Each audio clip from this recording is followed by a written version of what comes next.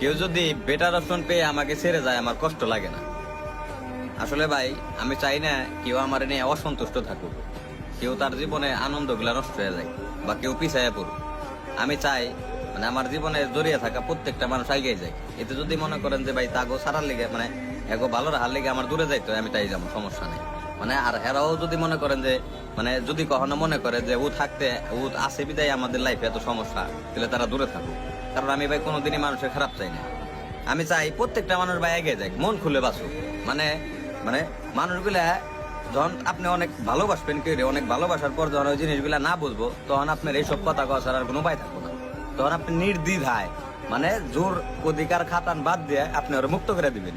যদি মুক্ত করে দেন তাহলে আপনি ভালো থাকবেন। কারণ অনেক করে ভালোবাসার পর যদি কেউ না বুঝে, তাহলে ওরে ভাই জোর করার কিছুই নেই। অনেক ওরে মুক্ত করে দিবেন, এটা বন্ধুই হোক, ভাই বেড়াদের হোক, গার্লফ্রেন্ডই হোক, মানে ওরা মুক্ত করে দেন। মুক্ত করে দিলে তারপরে যদি ও আসে তাহলে আপনি রিয়াল ভালোবাসে, আর না আসে তাহলে ভাই খাল্লি বাল্লি।